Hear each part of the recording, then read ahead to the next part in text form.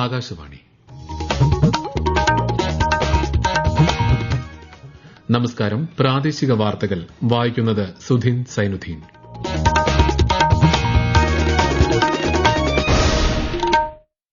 പ്രധാന വാർത്തകൾ. സംസ്ഥാനത്തിന്റെ പേര് കേരളമെന്നാക്കി മാറ്റുന്ന നിർദ്ദേശത്തിന് കേന്ദ്ര മന്ത്രിസഭയുടെ അംഗീകാരം. പ്രധാനമന്ത്രി നരേന്ദ്രമോദിയുടെ 2 ദിവസത്തെ ഇസ്രായേൽ സന്ദർശനത്തിന് നാളെ തുടക്കമാകും. ഇസ്രായേൽ പാർലമെന്റിനെ പ്രധാനമന്ത്രി അഭിസംബോധന ചെയ്യും. 15ാം കേരള നിയമസഭയുടെ 16ാം സമ്മേളനം പൂർത്തിയാക്കി സഭ അനിശ്ചിതകാലത്തേക്ക് പിരിഞ്ഞു. കേരള നേറ്റിവിറ്റി കാർഡ് ബിൽ സഭ പാസാക്കി. PSC നിയമനത്തിന് അപേക്ഷിക്കാനുള്ള പ്രായപരിധി ദീർഘിപ്പിച്ച് സംസ്ഥാന മന്ത്രിസഭായോഗം. സംസ്ഥാനത്ത് ലൈഫ് മിഷനിലൂടെ 5 ലക്ഷം വീടുകൾ പൂർത്തീകരിച്ചതിന്റെ ഔദ്യോഗിക പ്രഖ്യാപനം മുഖ്യമന്ത്രി പിണറായി വിജയൻ തിരുവനന്തപുരത്ത് നിർവഹിച്ചു. സ്ത്രീകൾക്ക് രാത്രികാല സുരക്ഷ ഉറപ്പുവരുത്തുന്ന കേരള പോലീസിന്റെ നിർഭയ നിശ പദ്ധതിക്ക് സംസ്ഥാനത്ത് തുടക്കമായി. വാർത്തകൾ വിശദമായി.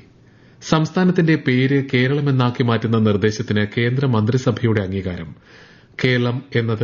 കേരള എന്നത് മാറ്റി കേരളമാക്കിക്കൊണ്ടുള്ള പേരുമാറ്റ ബില്ലിൽ രാഷ്ട്രപതി സംസ്ഥാന നിയമസഭയുടെ അഭിപ്രായം തേടും. ഇതിനുശേഷം കേന്ദ്ര സർക്കാർ ഇക്കാര്യത്തിൽ തുടർ നടപടികൾ സ്വീകരിക്കുമെന്ന് മന്ത്രിസഭാ തീരുമാനങ്ങൾ വിശദീകരിച്ചുകൊണ്ട് കേന്ദ്രമന്ത്രി അശ്വിനി വൈഷ്ണവ് പറഞ്ഞു. സംസ്ഥാനത്തിന്റെ ദീർഘകാല ആവശ്യമാണ് ഇതിലൂടെ സാക്ഷാത്കരിക്കപ്പെടുന്നതെന്നും അദ്ദേഹം വ്യക്തമാക്കി.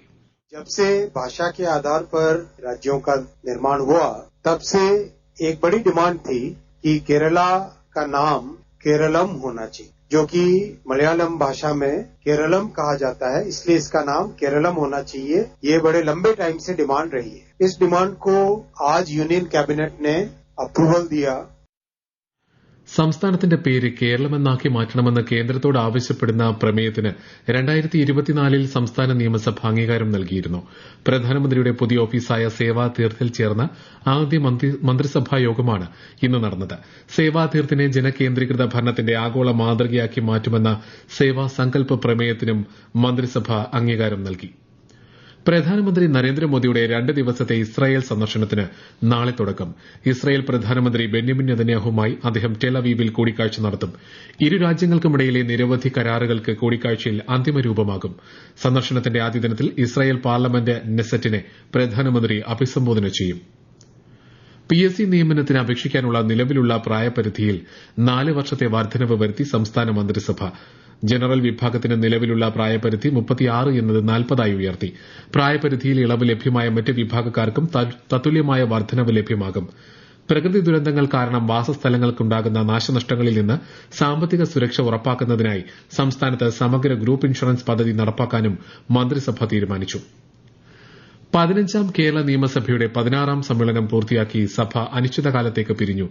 ശബരിമല വിഷയത്തിൽ സഭ ഇന്നും പ്രക്ഷുബ്ധമായിരുന്നു. കേരള നേറ്റിവിറ്റി കാർഡ് ബിൽ ഉൾപ്പെടെ 9 ബില്ലുകൾ സഭ പാസാക്കി. കൂടുതൽ വിവരങ്ങളുമായി ആകാശവാണി ലേഖകൻ സ്മിതി എം പള്ളുരുത്തി. കാര്യപരിപാടികളിൽ പ്രധാനപ്പെട്ടവ എല്ലാം അതിവേഗത്തിൽ ചർച്ച കൂടാതെ പാസാക്കുകയും സഭ അനിശ്ചിതകാലത്തേക്ക് പിരിയുകയുമായിരുന്നു. 5 വർഷത്തിനിടെ ഒരു അവിശ്വാസ പ്രമേയം പോലും അവതരിപ്പിക്കാൻ പ്രതിപക്ഷത്തിന് കഴിഞ്ഞില്ല എന്നും മുഖ്യമന്ത്രി അടക്കമുള്ള മന്ത്രിമാർ പറഞ്ഞപ്പോൾ ശബരിമല പ്രശ്നത്തിന്റെ പശ്ചാത്തലത്തിൽ ദേവസ്വം മന്ത്രി രാജിവെക്കണം എന്നായിരുന്നു പ്രതിപക്ഷവാദങ്ങൾ ഉയർത്തിയ കെ ബാബുവിന്റെ ആവശ്യം. നയപ്രഖ്യാപന പ്രസംഗവുമായി ബന്ധപ്പെട്ട് ഗവർണർ നൽകിയ കത്ത് സ്പീക്കർ എൻ ഷംസീർ സഭയുടെ ശ്രദ്ധയിൽപ്പെടുത്തുകയും അത് പരിഗണിക്കേണ്ടതില്ലെന്ന് മുഖ്യമന്ത്രി അഭിപ്രായപ്പെടുകയും ചെയ്തു. 2022-23 കാലയളവിലെ CAG ഓഡിറ്റ് റിപ്പോർട്ടുകൾ നിയമസഭയുടെ മേശപ്പുറത്ത് വെച്ചു. സംസ്ഥാനത്തിന്റെ റവന്യൂ തനത് വരുമാനങ്ങളിൽ വർധനവുണ്ടായതായി റിപ്പോർട്ടിൽ പരാമർശമുണ്ട്. സംസ്ഥാനത്ത് ലൈഫ് മിഷനിലൂടെ 5 ലക്ഷം വീടുകൾ പൂർത്തീകരിച്ചതിന്റെ ഔദ്യോഗിക പ്രഖ്യാപനം മുഖ്യമന്ത്രി പിണറായി വിജയൻ തിരുവനന്തപുരത്ത് നിർവഹിച്ചു. വീട് എന്ന ആവശ്യത്തിന്റെ പൊതുവായ സ്വഭാവം മനസ്സിലാക്കിയാണ് ലൈഫ് മിഷൻ എന്ന ആശയത്തിന് സർക്കാർ രൂപം നൽകിയതെന്ന് മുഖ്യമന്ത്രി ചടങ്ങിൽ പറഞ്ഞു. 2017 മെയ് 23 പ്രഖ്യാപിച്ച ലൈഫ് പദ്ധതിയിലൂടെ ഇതുവരെ 6,04,000 വീടുകളാണ് അനുവദിച്ചത്. ഇതിൽ 5,364 വീടുകളുടെ നിർമ്മാണമാണ് പൂർത്തീകരിച്ചത്. സ്ത്രീകൾക്ക് രാത്രികാല സുരക്ഷ ഉറപ്പുവരുത്തുന്ന കേരള പോലീസിന്റെ നിർഭയ നിശ പദ്ധതിക്ക് മുഖ്യമന്ത്രി പിണറായി വിജയൻ തിരുവനന്തപുരത്ത് തുടക്കം കുറിച്ചു. ഏതൊരു സ്ത്രീക്കും ഒട്ടും ഭയമോ ആശങ്കയോ ഇല്ലാതെ ഏത് ഭാഗത്തും സഞ്ചരിക്കാൻ കഴിയുക എന്നത് ഏറ്റവും പ്രധാനമാണെന്ന് മുഖ്യമന്ത്രി പറഞ്ഞു. നിർഭയ നിശ പദ്ധതിയുടെ ഭാഗമായി സ്ത്രീകൾ അധികമായി യാത്ര ചെയ്യുന്ന തിരക്കുള്ള നഗരപ്രദേശങ്ങളിൽ AI ക്യാമറകളും അപകടവേളകളിൽ പൊതുസമൂഹത്തിന്റെ ശ്രദ്ധ ആകർഷിക്കാനായി സേഫ്റ്റി പോളുകൾ സ്ഥാപിക്കുന്നതിനും ലക്ഷ്യമിടുന്നുണ്ട്. നവകേരള സർവേ റദ്ദാക്കിയ ഹൈക്കോടതി ഉത്തരവ് സ്റ്റേ ചെയ്ത് സുപ്രീംകോടതി. സംസ്ഥാന സർക്കാർ നടത്തിയ ക്ഷേമ പ്രവർത്തനങ്ങളുടെ ഗുണഫലങ്ങൾ വിലയിരുത്തുന്നതിൽ എന്താണ് അപാകതയെന്ന് ചീഫ് ജസ്റ്റിസ് സൂര്യകാന്ത് അധ്യക്ഷനായ ബെഞ്ച് ആരാഞ്ഞു. സംസ്ഥാന സർക്കാർ ജീവനക്കാർക്ക് മുഖ്യമന്ത്രിയുടെ ഓഫീസിന്റെ വാട്സ്ആപ്പ് അക്കൌണ്ടിൽ നിന്നും സന്ദേശം അയച്ചതിൽ പ്രഥമദൃഷ്ട്യാ സ്വകാര്യതാ ലംഘനമുണ്ടായതായി ഹൈക്കോടതി പരാമർശം. ഫോൺ നമ്പറുകൾ നിയമപരമായ മാർഗ്ഗങ്ങളിലൂടെയാണോ ലഭിച്ചതെന്ന് അറിയിക്കാൻ സർക്കാരിന് കോടതി വെള്ളിയാഴ്ച വരെ സമയം നൽകി. ഈ വാർത്തകൾ ആകാശവാണിയിൽ നിന്ന്. ആകാശവാണി വാർത്തകളും വാർത്താ അധിഷ്ഠിത പരിപാടികളും all India radio news Thiruvananthapuram YouTube ചാനലിലും at all India radio news Thiruvananthapuram Facebook പേജിലും AIR ന്യൂസ് _ ഇൻസ്റ്റഗ്രാം അക്കൌണ്ടിലും at AIR news _TVM X ഹാൻഡിലും ലഭ്യമാണ്. സംസ്ഥാനത്തെ ജനപ്രതിനിധികൾക്കായി നിയമസഭാ ഹോസ്റ്റൽ വളപ്പിൽ നിർമ്മിച്ച പുതിയ ഫ്ളാറ്റ് സമുച്ചയമായ പമ്പ ബ്ലോക്കിന്റെ ഉദ്ഘാടനം മുഖ്യമന്ത്രി പിണറായി വിജയൻ നിർവഹിച്ചു. നിയമസഭാംഗങ്ങളുടെ പ്രവർത്തനക്ഷമത വർദ്ധിക്കാൻ ഉതകുന്ന തരത്തിലാണ് ആധുനിക സജ്ജീകരണത്തോടെ പമ്പ ബ്ലോക്ക് നിർമ്മിച്ചിരിക്കുന്നതെന്ന് മുഖ്യമന്ത്രി പറഞ്ഞു. 50 വർഷത്തിലേറെ പഴക്കമുള്ള പഴയ മന്ദിരം പൊളിച്ചു നീക്കിയാണ് പുതിയ ഹൈടെക് സമുച്ചയം നിർമ്മിച്ചിരിക്കുന്നത്. നിർമ്മാണം പുരോഗമിക്കുന്ന ആനക്കാംപൊയിൽ കള്ളാടി മേപ്പാടി തുരങ്കപാതയ്ക്ക് കേന്ദ്ര വനം പരിസ്ഥിതി മന്ത്രാലയത്തിന്റെ സ്റ്റേജ് 2 ക്ലിയറൻസ് ലഭ്യമായി. തുരങ്കപാത നിർമ്മാണവുമായി ബന്ധപ്പെട്ട അവസാനഘട്ട അനുമതിയാണ് ഇപ്പോൾ ലഭ്യമായിരിക്കുന്നതെന്ന് മന്ത്രി PA മുഹമ്മദ് റിയാസ് അറിയിച്ചു. കള്ളാടി ആനക്കാംപൊയിൽ തുരങ്കപാത പദ്ധതിയുടെ ഭാഗമായി പാറ തുറക്കുന്നതിന് മുന്നോടിയായി മനുഷ്യനിർമ്മിത കവചം സ്ഥാപിക്കുന്ന പ്രവൃത്തികൾ മീനാക്ഷി ബ്രിഡ്ജിൽ ആരംഭിച്ചു. വിശദാംശങ്ങളുമായി ആകാശവാണി വയനാട് ജില്ലാ പ്രതിനിധി അരുൺ വിൻസെന്റ്. തുരങ്കപാത നിർമ്മാണത്തിലെ നിർണായക ഘട്ടമായ പാറ തുറക്കൽ ആരംഭിക്കുന്നതിന് മുമ്പായി സുരക്ഷ ഉറപ്പാക്കുന്നതിനായി പ്രത്യേക സാങ്കേതിക വിദ്യകളാണ് ഉപയോഗിക്കുന്നത്. ഭൂഗർഭത്തിലെ പാറയുടെ ഘടനയും മണ്ണിന്റെ സ്ഥിരതയും പരിശോധിച്ച ശേഷമാണ് മനുഷ്യനിർമ്മിത കവചം സ്ഥാപിക്കുന്നത്. ഇത് പാറ തുറക്കുന്നതിനിടയിലുണ്ടാവുന്ന മണ്ണിടിച്ചിലുകൾക്ക് പ്രതിരോധമായി പ്രവർത്തിക്കും. കള്ളാടി ആനക്കാംപൊയിൽ തുരങ്ക പദ്ധതി പൂർത്തിയായാൽ കോഴിക്കോട് വയനാട് യാത്രാദൂരം ഗണ്യമായി കുറയുകയും ചെയ്യും. ഒപ്പം വയനാട്ടിലെ ടൂറിസം മേഖലയ്ക്കും പുതിയ ഉണർവേകും. സംസ്ഥാനത്ത് ഈ വർഷം ജനുവരി 1 18 വയസ്സ് പൂർത്തിയായി തീവ്ര വോട്ടർ പട്ടിക പരിഷ്കരണ സമയത്ത് പേര് ചേർക്കാൻ സാധിക്കാത്തവർക്ക് പട്ടികയിൽ പേര് ചേർക്കാൻ അവസരം. voters.eci.gov.in എന്ന വെബ്സൈറ്റിലൂടെയോ ECI നെറ്റ് മൊബൈൽ ആപ്പ് വഴിയോ ബന്ധപ്പെട്ട ബൂത്ത് ലെവൽ ഓഫീസർ വഴിയോ അപേക്ഷിക്കാവുന്നതാണ്. തെരഞ്ഞെടുപ്പിനായി നാമനിർദ്ദേശ പത്രിക സമർപ്പിക്കാനുള്ള അവസാന തീയതി വരെയാണ് വോട്ടർ പട്ടികയിൽ പേര് ചേർക്കാൻ അവസരമുള്ളത്. ഉത്സവങ്ങളിലും ആഘോഷങ്ങളിലും ഉച്ചഭാഷിണി ഉപയോഗിക്കുന്നതിന് കർശന നിയന്ത്രണം പാലിക്കണമെന്ന് തിരുവനന്തപുരം ജില്ലാ കളക്ടർ അനുകുമാരി. രാത്രി 10 മണിക്ക് ശേഷം മൈക്ക് പ്രവർത്തിപ്പിക്കുന്നത് കർശനമായി നിരോധിച്ചിട്ടുണ്ടെന്നും കളക്ടർ അറിയിച്ചു.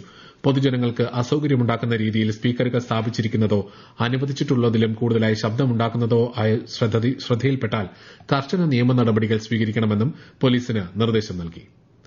2030ഓടെ തിരുവനന്തപുരത്തെ രാജ്യത്തെ ഏറ്റവും മികച്ച നഗരമാക്കുമെന്ന് മേയർ VV രാജേഷ്. ബജറ്റ് അവതരണത്തിന് മുന്നോടിയായുള്ള ആമുഖ പ്രസംഗത്തിൽ സംസാരിക്കുകയായിരുന്നു മേയർ.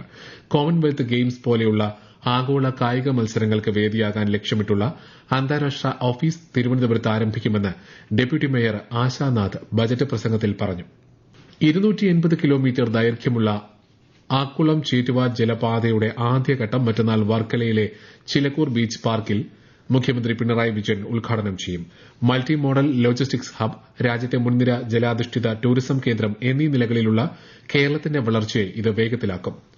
രഞ്ജി ട്രോഫി ക്രിക്കറ്റ് ഫൈനലിന്റെ 1ാം ദിനം കളി അവസാനിക്കുമ്പോൾ കർണാടകയ്ക്കെതിരെ ജമ്മുകശ്മീർ 2 വിക്കറ്റിന് 284 റൺസ് എന്ന നിലയിൽ കർണാടകയിലെ ഹുബ്ബള്ളിയിലാണ് മത്സരം നടക്കുന്നത്. ബ്രിസ്ബനിൽ നടന്ന ഏകദിന വനിതാ ക്രിക്കറ്റ് പരമ്പരയിലെ ആദ്യ മത്സരത്തിൽ ഇന്ത്യയെ 6 വിക്കറ്റിന് പരാജയപ്പെടുത്തിയ ഓസ്ട്രേലിയ. ഇന്ത്യ മുന്നോട്ട് വെച്ച 215 റൺസ് വിജയലക്ഷ്യം 39ാം ഓവറിൽ ഓസീസ് മറികടന്നു. 2020 ക്രിക്കറ്റ് ലോകകപ്പിൽ സൂപ്പർ 8 ഗ്രൂപ്പ് 2 മത്സരത്തിൽ ഇംഗ്ലണ്ട് ഇന്ന് പാകിസ്ഥാനെ നേരിടും. ശ്രീലങ്കയിൽ രാത്രി 7-നാണ് മത്സരം. പ്രധാന വാർത്തകൾ വീണ്ടും. സംസ്ഥാനത്തിന്റെ പേര് കേരളമെന്നാക്കി മാറ്റുന്ന നിർദ്ദേശത്തിന് കേന്ദ്ര മന്ത്രിസഭയുടെ അംഗീകാരം. പ്രധാനമന്ത്രി നരേന്ദ്രമോദിയുടെ 2 ദിവസത്തെ ഇസ്രായേൽ സന്ദർശനത്തിന് നാളെ തുടക്കം. ഇസ്രായേൽ പാർലമെന്റിനെ പ്രധാനമന്ത്രി അഭിസംബോധന ചെയ്യും. 15ാം കേരള നിയമസഭയുടെ 16ാം സമ്മേളനം പൂർത്തിയാക്കി സഭ അനിശ്ചിതകാലത്തേക്ക് പിരിഞ്ഞു. കേരള നേറ്റിവിറ്റി കാർഡ് ബിൽ സഭ പാസാക്കി. PSC നിയമനത്തിന് അപേക്ഷിക്കാനുള്ള പ്രായപരിധി ദീർഘിപ്പിച്ച് സംസ്ഥാന മന്ത്രിസഭായോഗം. സംസ്ഥാനത്ത് ലൈഫ് മിഷനിലൂടെ 5 ലക്ഷം വീടുകൾ പൂർത്തീകരിച്ചതിന്റെ ഔദ്യോഗിക പ്രഖ്യാപനം മുഖ്യമന്ത്രി പിണറായി വിജയൻ തിരുവനന്തപുരത്ത് നിർവഹിച്ചു. സ്ത്രീകൾക്ക് രാത്രികാല സുരക്ഷ ഉറപ്പുവരുത്തുന്ന കേരള പോലീസിന്റെ നിർഭയ നിശ പദ്ധതിക്ക് സംസ്ഥാനത്ത് തുടക്കമായി. പ്രാദേശിക വാർത്തകൾ കഴിഞ്ഞു. അടുത്ത വാർത്താ പ്രക്ഷേപണം രാത്രി 7:25.